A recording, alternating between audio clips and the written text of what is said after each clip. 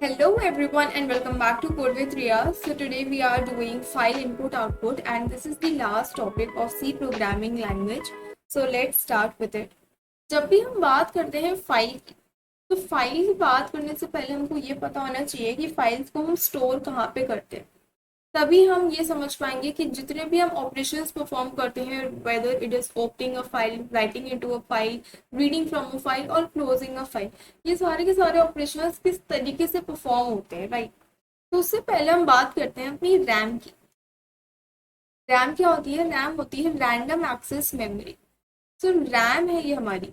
And RAM क्या store करती है? रैम स्टोर करती है हमारे जितने भी हम प्रोग्राम्स लिखते हैं ना, प्रोग्राम्स को हमारी जो रैम है वो स्टोर कर रही होती है। अब रैम की ना एक स्पेशल बात होती है कि ये तो होती है वोलेटाइल। क्या होती है ये? वोलेटाइल होती है। वोलेटाइल मीन्स कि जैसे ही हमारा पावर ऑफ होता है, जैसे ही पावर ऑफ होता है वैसे ही हमारा कंप्यूटर बंद हो जाता है। दैट मीन्स कि जितना भी डेटा है वो सारा डिलीट हो जाता है। इसका मतलब क्या है? RAM provides us temporary storage. ये हमको टेम्पररी स्टोरेज प्रोवाइड करती है, परमानेंट स्टोरेज प्रोवाइड नहीं करती। अब मुझे एक बात बताओ, क्या अगर हमारे कंप्यूटर के अंदर, लैपटॉप के अंदर सिर्फ रैम हो तो हमारा कंप्यूटर क्या अच्छे से काम कर सकता है? ऑब्वियसली नॉट, क्योंकि हम जितनी भी सारी इंफॉर्मेशन डेटा को स्टोर करेंगे वो सारी टेम्पररी स्टोर होंगी एंड जैसे ही पावर ऑफ होगी वैसे ही सारा का सारा डेटा साफ हो जाएगा, डिलीट हो जाएगा। तो इन केसेस के अंदर हम क्या करते हैं, अगर हमको परमानेंटली डेटा को स्टोर करना है तो उस केस के लिए हम यूज कर रहे होते हैं अपनी हार्ड डिस्क। इसको यूज करते हैं, हम हार्ड डिस्क को यूज करते हैं in order to store the data permanently. Hard disk होती है हमारी नॉन वोलेटाइल। अगर पावर ऑफ हो भी जाती है तब भी जो हमारा डेटा है वो स्टोर रहता है, परमानेंटली स्टोर रहता है। अगर इसके एग्जांपल्स की हम बात करें तो हम बात कर सकते हैं बीएस कोड की बात कर सकते हैं या फिर Dev C, C plus plus की हम बात कर सकते हैं। अगर रैम की अगर हम बात करें, यहाँ पर हम बात कर सकते हैं एम एस वर्ड की। ठीक है, ये हमारी हार्ड डिस्क है। अब हार्ड डिस्क के अंदर हम क्या स्टोर कर रहे होते हैं? फाइल्स को स्टोर कर रहे होते हैं। हार्ड डिस्क के अंदर हम स्टोर करते हैं फाइल्स। एंड जो हमारी वोलेटाइल मेमोरी है एंड नॉन वोलेटाइल मेमोरी है, इनके बीच में कंटिन्यूसली क्या होता रहता है? डेटा ट्रांसफर होता रहता है रैम से, दैट मीन्स वोलेटाइल मेमोरी से नॉन वोलेटाइल मेमोरी के पास, एंड नॉन वोलेटाइल मेमोरी से वोलेटाइल मेमोरी के पास। कंटिन्यूसली यहाँ पर क्या हो रहा होता है? डेटा ट्रांसफर हो रहा होता है। सो अब यहाँ पर मैं आपको कुछ पॉइंटर्स लिखवा देती हूँ। एग्जाम के लिए ज़्यादा इम्पोर्टेंट नहीं है बट ये हमको पता होना चाहिए। Computer programs, computer programs are stored in RAM. जितने भी हम प्रोग्राम्स लिखते हैं, सी के प्रोग्राम्स लिखते हैं, सी प्लस प्लस के लिखते हैं, किसी भी लैंग्वेज के प्रोग्राम्स अगर हम लिख रहे होते हैं, वो सारे के सारे प्रोग्राम्स हमारे कहाँ पर स्टोर होते हैं? रैम के अंदर स्टोर होते हैं, वॉलेटाइल मेमोरी के अंदर स्टोर होते हैं। और जो हमारी कंप्यूटर फाइल्स होती हैं, computer files are stored in hard disk. कहाँ पे स्टोर होती है? हार्ड डिस्क के अंदर ये स्टोर हो रही होती है। ये आपके पास 1 मार्क क्वेश्चन आ सकता है। Now let's talk about what is a file. So basically file is a container in a storage device which is used to store the data. ये क्या होता है? It is a container in a storage device, और storage device यहाँ पर hard disk को हम बोल रहे हैं, जिस use to, which is used to store the data. ठीक है। अब जो हमारी हार्ड डिस्क होती है ना, उसके अंदर काफी सारे डिफरेंट डिफरेंट कंटेनर्स होते हैं जिसको हम चंक ऑफ मेमोरी भी बोल सकते हैं, जहां पर हम क्या कर रहे होते हैं? डेटा को स्टोर कर रहे होते हैं। Now we talked about the RAM. RAM क्या होती है? RAM is volatile, that means the contents are lost when the program terminates. That means कि हमने अभी तक कितने सारे सी के प्रोग्राम्स कर रखे हैं, जैसे ही हमारा सी का प्रोग्राम एंड होता है वैसे ही सारा का सारा डेटा क्या होता है? साफ हो जाता है, क्लियर हो जाता है। ऐसा क्यों होता है? क्योंकि जो हमारा प्रोग्राम है, प्रोग्राम किसकी फॉर्म में हो सकता है? It could be a C program, it could be a C plus plus program, या फिर किसी भी लैंग्वेज में अगर आप प्रोग्राम लिख रहे हो, वो सारे के सारे प्रोग्राम्स कहाँ पे स्टोर हो रहे हैं? सारे के सारे प्रोग्राम स्टोर हो रहे हैं हमारी रैम के अंदर। इट मीन्स कि प्रोग्राम्स के जितने भी वेरिएबल्स हम डिक्लेयर कर रहे हैं, डिफाइन कर रहे हैं, बना रहे हैं, जितने भी वेरिएबल्स हैं वो सारे भी कहाँ पे स्टोर हो रहे हैं? रैम के अंदर स्टोर हो रहे हैं। वेरिएबल्स के अंदर हम बोल सकते हैं जैसे कि हमारा हो गया इंटीजर, हो गया एरे आ गया कोई भी, या फिर अगर हमने कोई स्ट्रिंग डिक्लेयर कर रखी है, तो ये जितने भी वेरिएबल्स हम बनाते हैं ये भी डिस्ट्रॉय हो जाते हैं जैसे ही हमारा प्रोग्राम एंड होता है। इसीलिए हम अगर एक बार प्रोग्राम को रन कर ले और अगर हम उसके आउटपुट स्क्रीन को बंद कर दें तो हमको दोबारा से प्रोग्राम कंपाइल करना पड़ता है, विच इंक्लूड्स कि जितने भी वेरिएबल्स हमने प्रोग्राम के अंदर इंक्लूड कर रखे हैं वो दोबारा से बनते हैं, दोबारा से एग्जीक्यूट होते हैं, हर एक वेरिएबल को वापस से वैल्यू असाइन होती है, जितना भी पूरा प्रोसीजर है वो वापस से रिपीट हो रहा होता है, ठीक है। लेकिन ऑन द अदर हैंड हमारी फाइल्स क्या काम करती हैं, files are use to persist your data. Persist your data, persist मतलब बचा के रखना, सेफ रखना, परमानेंटली उनको स्टोर करना। तो हम फाइल्स को कब यूज करते हैं, तो फाइल्स की नीड तब आती है जब हम चाहते हैं कि जो भी हमारा प्रोग्राम है, जितने भी हमने उसके अंदर वेरिएबल्स डिक्लेयर कर रखे हैं वो परमानेंटली एक लोकेशन के ऊपर स्टोर हो जाने चाहिए, डिलीट नहीं होने चाहिए। Now let's talk about the operations that we can perform on a file.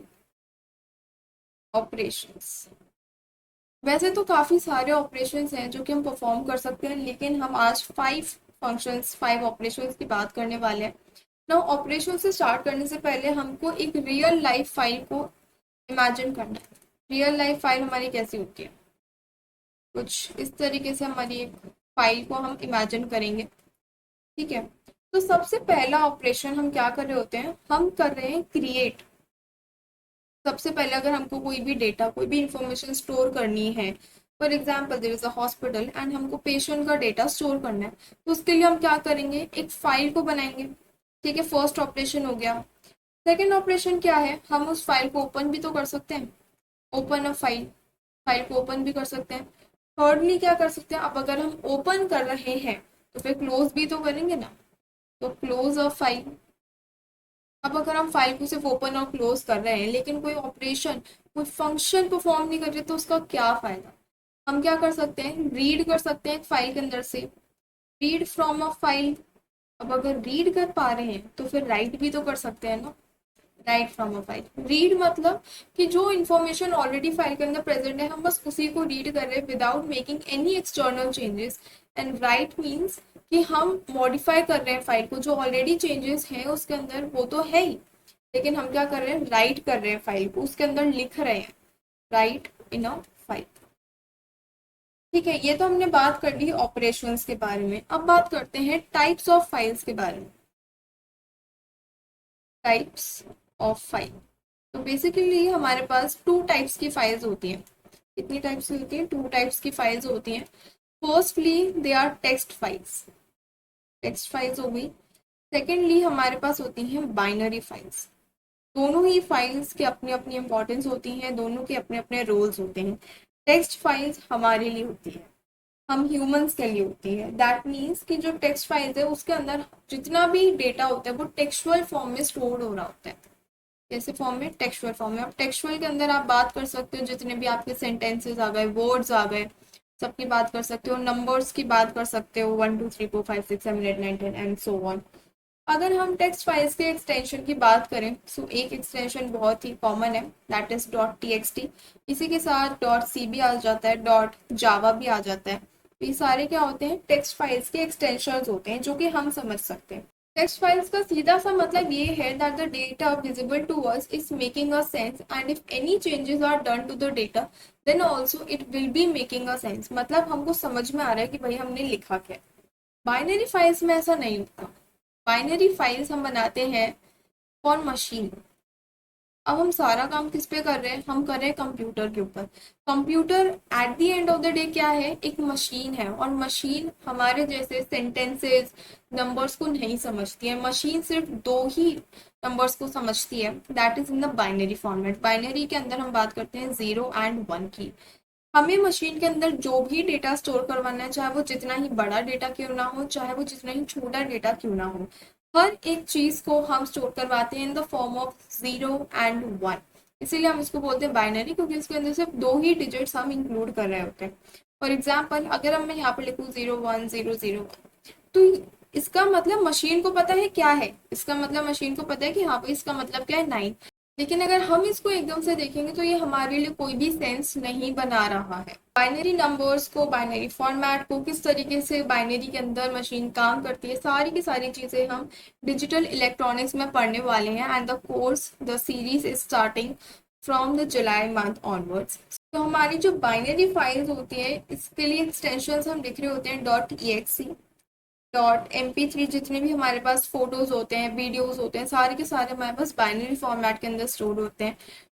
.mp4 भी अपन यहाँ पर इंक्लूड कर सकते हैं। फोटोज के लिए अपन .jpg भी इंक्लूड कर सकते हैं यहाँ पर। तो ये तो हमने बात कर ली टाइप्स ऑफ फाइल्स की, लेकिन हम इन दोनों में से किस पे काम करने वाले हैं? हम इन दोनों में से काम करने वाले हैं टेक्स्ट फाइल्स के ऊपर। ठीक है, टेक्स्ट फाइल्स के ऊपर अपन काम करने वाले हैं। नाउ हमने क्या बोला ऑपरेशंस के अंदर कि हमने फाइल को क्रिएट कर लिया, ओपन कर लिया, क्लोज भी कर सकते हैं, रीड भी कर सकते हैं, राइट भी कर सकते हैं। अरे बट फाइल को एक्सेस कैसे करेंगे? फॉर एग्जाम्पल मैंने एक फाइल बना दी, लेकिन मैं उसको ओपन कैसे करूंगी, क्लोज कैसे करेंगे, उस फाइल को एक्सेस कैसे कर पाएंगे अपन? यहाँ पर अपन लिखते हैं accessing a file. Accessing a file, file को एक्सेस करना इतना भी मुश्किल नहीं है जितना अपन सोचते हैं। हमने स्ट्रक्चर्स ऑलरेडी पढ़ रखा है। क्या पढ़ रखा है? हमने स्ट्रक्चर्स पढ़ रखा है, हमने पॉइंटर्स भी पढ़ रखा है। तो हम क्या करते हैं, जब भी हमको कोई भी फाइल एक्सेस करनी होती है तो वो हम कर सकते हैं यूजिंग अ फाइल पॉइंटर। इसको यूज करके करते हैं file pointer. Pointer is a concept जो कि आपको अच्छे से क्लियर होना चाहिए। फ्रॉम ए टू जेड आपको हर एक चीज क्लियर होनी चाहिए पॉइंटर्स के बारे में। नाउ अगर मैं एक फाइल की बात करूं तो फाइल क्या होती है? एक हिडन स्ट्रक्चर होती है। हिडन स्ट्रक्चर, फाइल एक स्ट्रक्चर ही होती है, लेकिन क्या होती है? हिडन, हमसे छुपी हुई होती है, हमें नहीं दिखाई देती है। दैट मीन्स कि जो फाइल है उसके ऊपर कोई भी चेंजेस नहीं हो सकते हैं। And the whole declaration of the structure is hidden. And for every system the declaration, the definition of a file structure is different. For example अगर मैं विंडोज पे काम कर रही हूँ तो फाइल का स्ट्रक्चर अलग होगा। If I am working on Linux तो फाइल का स्ट्रक्चर अलग होगा, मैक के लिए फाइल का स्ट्रक्चर अलग होगा। So in the very starting of the lecture we said that the RAM is volatile and in which our programs variables are stored, and if we want to create a permanent storage device so that input and output or read and write operations of the data is possible, we can do all this with the help of file pointer। File pointer की मदद से हम जितने भी operations करने वाले हैं, हम सारे के सारे ऑपरेशंस परफॉर्म कर सकते हैं। ठीक है, तो एक फाइल क्या होती है? एक स्ट्रक्चर होता है जो कि हमको क्रिएट करना पड़ता है अगर हम किसी भी फाइल को ओपन करना चाहते हैं तो। ठीक है, मैं यहाँ पर आपके लिए पॉइंट लिख देती हूँ। A file is a structure, hidden structure लिखना मत भूलना यहाँ पर। That needs to be created for opening of file. अगर मुझे कोई फाइल को ओपन करना है तो उसके लिए मेरे पास एक फाइल का स्ट्रक्चर होना चाहिए जो कि उस पर्टिकुलर फाइल के ऊपर क्या करने वाला है? पॉइंट करने वाला है। क्योंकि ज़रूरी तो नहीं है ना कि हमारे सिस्टम के अंदर सिर्फ एक ही फाइल हो, हमारे सिस्टम के अंदर बहुत सारी फाइल्स होती हैं, हजारों फाइल्स होती हैं। कंपाइलर को कैसे पता चलेगा, सिस्टम को कैसे पता चलेगा कि आप कौन से टाइम पे कौन सी फाइल को एक्सेस करना चाहते हो? उसके लिए हम क्या करते हैं? फाइल पॉइंटर को यहाँ पर यूज कर रहे होते हैं। फाइल पॉइंटर क्या कर रहा है? File PTR. ठीक है, अब यहाँ फाइल पॉइंटर तो हम बनाते हैं, लेकिन जो पॉइंटर बनाते हैं उसको हम बोल देते हैं एफपीटीआर, ताकि थोड़ा सा डिस्टिंग्विश हो जाए कि नॉर्मल पॉइंटर क्या है और फाइल पॉइंटर क्या है। ठीक है, यहाँ पे कोई नेसेसरी नहीं है कि आप एफपीटीआर ही लिखो, आप कुछ भी लिख सकते हो, but just for the understanding and to avoid the confusion I am writing fptr over here. What is file ptr doing over here? It is pointing to the structure and it is used to access the file। ठीक है, तो कोई भी अगर पूछे that if we have to access a file तो हम क्या यूज कर सकते हैं? then you can use file pointer। now यहाँ पर जो हमने ptr बनाया है, पॉइंटर बनाया है, ये किस टाइप का है? ये है फाइल टाइप का। ठीक है, फाइल टाइप का है। ऐसा क्यों? बिकॉज हमने फाइल का ही एक स्ट्रक्चर बनाया है। Now, whenever we read a file from permanent data, तो एक स्ट्रक्चर के अंदर सारा का सारा डेटा रीड इन होता है। It is necessary to make the structure whenever we are reading the data। ठीक है, तो यहाँ पर आपको ये समझ में आया। नाउ हम बनाते हैं एक फाइल पीटीआर। सिंटैक्स देख लो कि हम किस तरीके से अपना पॉइंटर बना सकते हैं। सबसे पहले अपर केस के अंदर हम लिखते हैं फाइल, FILE लिखते हैं, देन अपन लिखते हैं स्टार, एंड देन अपन यहाँ पर लिख रहे होते हैं FPTR। तो ये लिखने से हमारा क्या होता है, पॉइंटर बन जाता है। अब अगर हम नॉर्मली पॉइंटर बनाते हैं, फॉर एग्जांपल अगर मैं इंटीजर टाइप का पॉइंटर बना लूँ तो मैं इंट लिखूंगी स्टार PTR, इंट टाइप का पॉइंटर बन गया। यहाँ पर हमने क्या बनाया, फाइल टाइप का पॉइंटर बना दिया। तो कंफ्यूज नहीं होना है, बिल्कुल सेम चीजें हैं जितनी भी अभी तक हमने पहले के लेक्चर्स के अंदर क्लियर कर रखी। अब यहाँ तो हमने देख लिया कि हम पॉइंटर बना कैसे सकते हैं, बना लिया। अब बात करते हैं कि हम फाइल को ओपन किस तरीके से कर सकते हैं। ओपनिंग ऑफ फाइल, फाइल को ओपन करने के लिए अपन सिंटैक्स अभी डिस्कस करते हैं। तो सबसे पहले तो अपन बनाएंगे file PTR, file star FPTR, ठीक है। इसके बाद यहाँ पर लिखते हैं FPTR is equals to F open. अब ये F ओपन क्या है, F ओपन फाइल का ही एक फंक्शन है that is use to open the file. F open मतलब कि हम फाइल को ओपन कर रहे हैं। अब यहाँ पर जहां पर भी आगे F आ जाता है ना, दैट मीन्स कि वो क्या है, एक फाइल का फंक्शन है। ऐसे ही जब अपन फाइल को क्लोज करते हैं, पहले ओपन कर ली, काम हो गया हमारा, हमने फिर उसको क्या करा, क्लोज कर दिया। Now it is necessary to know कि हम किसी भी फाइल को ओपन तभी कर रहे हैं जब हमने ऑलरेडी फाइल बना रखी है या फिर वो फाइल ऑलरेडी एग्जिस्ट कर रही है, नहीं तो हमारी फाइल ओपन नहीं होगी एंड हमें एरर मिल सकती है। तो यहाँ पर हम सबसे पहले लिखते हैं फाइल का नेम। फाइल का नेम अब कुछ भी हो सकता है, फॉर एग्जाम्पल class.txt हो सकता है, या फिर अगर हमारे पास कोई सी की फाइल बना रखी है hello.c भी हो सकती है। तो जो भी हमारी फाइल का नेम है वो हम यहाँ पर मेंशन करते हैं, कॉमा लगाते हैं, एंड यहाँ पर हम लिख रहे होते हैं मोड। क्या लिखते हैं, यहाँ पर हम लिख रहे होते हैं मोड। मोड के अंदर हम बात करते हैं आइदर रीड मोड, या तो हमें फाइल को रीड करनी है या फिर राइट करना है या फिर कोई और ऑपरेशन अगर हमको परफॉर्म करना है तो वो हम यहाँ पर लिख रहे होते हैं। क्योंकि अगर हम फाइल को ओपन कर रहे हैं तो हमें सिस्टम को बताना होता है कि हम किस पर्पस के साथ ओपन कर रहे हैं। हमें रीड करना है, हमें राइट करना है, हमें कोई भी एसेंशियल फंक्शन है जो कि परफॉर्म करवाना है, तभी वो हमको फाइल को ओपन करके देगा, ठीक है। नाउ यहाँ पर हमने क्या करा, फाइल ओपन तो कर ली, फाइल क्लोज भी तो करनी पड़ेगी। फाइल क्लोज के लिए बहुत ही इजी सिंटैक्स है हमारे लिए, हम सिंपली लिख सकते हैं F क्लोज। ये सारे के सारे जितने भी लेटर्स है सारे के सारे लोअर केस में अपन को लिखने हैं। F क्लोज लिखेंगे एंड देन फंक्शन के लिए तो पैरेंथेसिस नेसेसरी होता ही है, इसके अंदर अपन लिख देंगे FPTR। दैट मीन्स कि जो फाइल ओपन हो रखी थी वो हमारे पास स्टोर हो चुकी थी FPTR के अंदर। अब हम क्या कर रहे हैं, FPTR दैट मीन्स वो पॉइंटर जो कि फाइल के ऊपर पॉइंट कर रहा था उस स्पेसिफिक फाइल को अब आप क्या कर दो, क्लोज कर दो, क्योंकि हमारा काम ऑलरेडी खत्म हो चुका है। नाउ हम यहाँ पर क्या करते हैं, एक फाइल बना लेते हैं। तो यहाँ पर फाइल बनाने के लिए सबसे पहले तो हम लिखने वाले हैं file PTR, file star FPTR लिखेंगे, FPTR, ठीक है। अब हमको क्या करना पड़ेगा, FPTR के अंदर हमको पॉइंट करना पड़ेगा कि हम कौन सी फाइल को ओपन करवाना चाहते हैं। वो लिख लेते हैं, यहाँ पर लिखते हैं FPTR इज इक्वल्स टू, मुझे क्या करना है, फाइल को ओपन करना है। कौन सी फाइल को ओपन करना है, सबसे पहले फाइल बनानी पड़ेगी। तो यहाँ पर मैं ऑलरेडी फाइल बना ली है, मैंने class.txt नाम से फाइल हमने यहाँ पर क्रिएट करी है। ये फाइल अभी एम्प्टी है, जब हम राइट करेंगे डेटा को तब इसके अंदर हम डेटा ऐड करेंगे। यहाँ पर हम लिख सकते हैं class.txt, ठीक है। कॉमा करके हम लिखने वाले हैं मोड, कि हम करना क्या चाहते हैं, हम करने वाले हैं अभी रीड, सिंपली हमको फाइल को रीड करना है।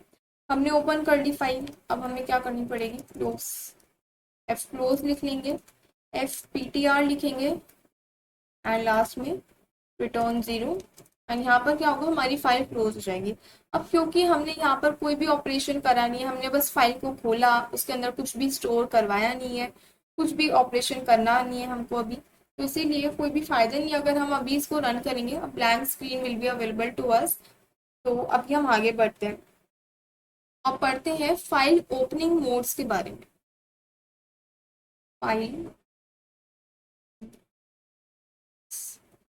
File opening modes, file topic के अंदर से ना काफी सारे 1 मार्क्स के क्वेश्चंस बनते हैं, तो मेक श्योर कि आप इसको 1 मार्क के हिसाब से भी काफी अच्छे से प्रिपेयर करो। ना फाइल ओपनिंग मोड्स की जब हम बात करते हैं तो हम 4 तरीकों से अपने फाइल्स को ओपन कर सकते हैं depending upon the modes. First is R. R का मतलब क्या है कि हमने जो फाइल ओपन करी है वो हमने रीड करने के लिए ओपन करी है, हमें कुछ भी परफॉर्म नहीं करना है, हम क्या कर रहे हैं, हम सिर्फ रीड कर रहे हैं। एंड जब भी हम सिर्फ आर लिखते हैं दैट मीन्स कि हम टेक्स्ट फाइल्स की बात कर रहे हैं यहाँ पर। नाउ सेकेंडली, हमारे पास अगर टेक्स्ट फाइल्स है तो हम बाइनरी के अंदर भी तो कर सकते हैं, that means we are opening the file to read in the binary form. Binary form के अंदर ओपन करें, लेकिन बाइनरी का हमारे लिए इतना ज़्यादा सिग्निफिकेंस नहीं है, because again we won't be able to understand the machine language that is in the form of 0 and 1। Now read के लिए अगर हमने ये ऑपरेशंस करें तो हम राइट के लिए भी तो कर सकते हैं। करें, we are writing into a file, writing into a file. Similarly हमारे पास आ जाता है WB। तो ये क्या कर रहे हैं, हम राइट कर रहे हैं फाइल के अंदर इन the binary format. Binary form के अंदर हम यहाँ पर राइट कर। ठीक है, अब यहाँ पर हम दो चीज़ों के बारे में बात करते हैं। अब ज़रूरी तो नहीं है ना कि जब भी हम फाइल को रीड करने के लिए ओपन करें तो वो फाइल एग्जिस्ट ही करे। अब भले ही हमने बोल दिया कि यार एग्जिस्ट होनी चाहिए तभी तो हम उस फाइल को ओपन कर पाएंगे, लेकिन ऐसा भी तो हो सकता है कि हमने ओपन तो कर दी फाइल लेकिन वो प्रेजेंट ही नहीं है। तो इस केस में क्या होगा, हमारे पास नल वैल्यू स्टोर हो जाएगी। क्या स्टोर हो जाएगा, नल स्टोर हो जाएगा यहाँ पर। Now we want to write into a file but the file doesn't exist। तो यहाँ पर सिस्टम क्या करता है, सिस्टम बोलता है कि आपको टेंशन करने की कोई ज़रूरत नहीं है, मैं आपको एक न्यू फाइल बना के दे देता हूँ। तो यहाँ पर सिस्टम हमारे लिए एक न्यू फाइल को क्रिएट कर देता है। क्या करता है, ये एक न्यू फाइल को क्रिएट कर देता है। ठीक है, और अगर कोई फाइल ऑलरेडी एग्जिस्ट करती है तो यहाँ पर क्या होता है, फॉर एग्जाम्पल ये एक फाइल है, ये ऑलरेडी एग्जिस्ट कर रही होती है। Now what happens in write mode, if the file already exists, so when the file gets opened the previous data gets deleted. Now what, and then we can add the new data to the file, but if we want the previous data should be stored as well as the new data should be added, तो उस case के अंदर हम क्या use कर सकते हैं, append को यूज कर सकते हैं। we can use append a। इसका क्या मतलब होता है, that we are opening the file to append. Append means कि जो ऑलरेडी डेटा एग्जिस्ट कर रहा है उसके बाद हम डेटा को ऐड कर रहे हैं, अपेंड कर रहे हैं, एक के अंदर एक क्या कर रहे हैं, जोड़ रहे हैं। अब हम क्या कर सकते हैं, एक कोड को लिखकर देख सकते हैं in order to check that whether a file exist before reading from it. Now सबसे पहले यहाँ पर अपनी हेडर फाइल लिखते हैं, #include stdio.h int main। अब यहाँ पर हम क्या करने वाले हैं, हम चेक करने वाले हैं कि जो हम फाइल यहाँ पर इंक्लूड करेंगे वो ऑलरेडी एग्जिस्ट कर रही है या फिर नहीं कर रही है। इसके लिए हम एक न्यू फाइल लेंगे। यहाँ पर सबसे पहले तो फाइल बना लेते हैं, फाइल और fptr। ठीक है, यहाँ पर हमने पॉइंटर बना लिया। अब fptr is equals to f open. यहाँ इसके अंदर हम एक न्यू फाइल स्टोर करने वाले हैं जो कि अभी तक हमने यहाँ पर क्रिएट नहीं कर रखी है। हमने अभी तक class.txt फाइल बनाई है। फॉर एग्जाम्पल हम एक न्यू के नाम से फाइल बनाते हैं, new.txt, एंड यहाँ पर हम लिख देते हैं रीड मोड है। अभी हमने इसके बारे में बात करी कि अगर फाइल एग्जिस्ट नहीं करती है और अगर हमने रीड मोड को सिलेक्ट कर रखा है तो क्या होगा, हमारे पास नल स्टोर हो जाएगा। तो उसकी ज़रूरत नहीं पड़ेगी। हम यहाँ पर क्या कर सकते हैं, एक कंडीशन भी लिख सकते हैं इफ, क्योंकि अगर नल स्टोर भी हो गया तो भी हमें पता नहीं चलेगा, क्योंकि फाइल क्या होता है, एक स्ट्रक्चर होता है, that to a hidden structure. तो हम यहाँ पर लिख सकते हैं कि अगर fptr की वैल्यू नल के बराबर आती है, नल के बराबर अगर इसकी वैल्यू आ रही होती है तो हमारे पास printf हो जाए दैट फाइल डजंट एग्जिस्ट। ठीक है, तो इससे हमको पता चल जाएगा कि जिस फाइल को हम रीड करने की कोशिश कर रहे हैं वो फाइल तो रियलिटी के अंदर एग्जिस्ट ही नहीं करती है। सबसे पहले हम क्या करेंगे, हमने इस सेक्शन में लिखा कि अगर fptr की वैल्यू नल के इक्वल आती है दैट मीन्स कि हमारी फाइल एग्जिस्ट नहीं कर रही है, और अगर फाइल एग्जिस्ट करती है तो फिलहाल तो हमें कुछ काम करवाना नहीं है, तो इसलिए हम क्या कर सकते हैं, अपनी फाइल को क्लोज करवा देंगे, f क्लोज एंड fptr। ठीक है, एंड लास्ट के अंदर इंक्लूड करेंगे अपन रिटर्न 0 एंड एग्जीक्यूट करते हैं प्रोग्राम को। Okay, so the output is here. Output में क्या आ रहा है that the file doesn't exist. हमने अगर फाइल बनाई नहीं है तो वो एग्जिस्ट नहीं करती है। बट अगर सेम फाइल को अगर हम राइट मोड के अंदर लिखें तो अब क्या होगा, new.txt फाइल एग्जिस्ट तो नहीं करती है, लेकिन जब हमने राइट मोड लिखा तो ये फाइल सिस्टम अपने आप हमको बना कर दे देगा। Let's see how. एग्जीक्यूट करते हैं एक बार।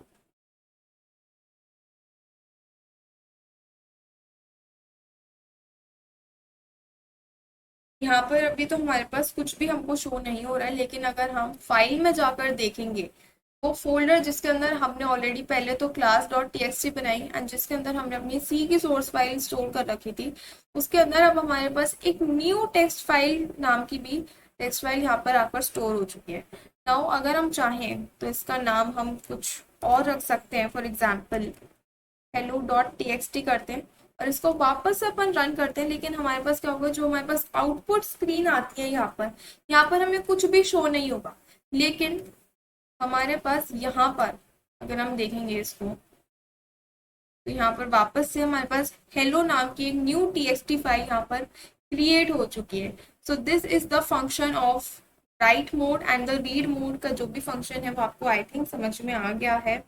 So yeah, that's all for today. Subscribe the channel if you are new to the channel and don't forget to hit the bell icon. Read from a file, how to write into a file, printf, scanf functions. File के respect के अंदर किस तरीके से काम करते हैं that will be discussed in the part 2. Till then, stay happy and stay safe. Thanks for watching this video and I'll meet you in the next video. Thank you so much.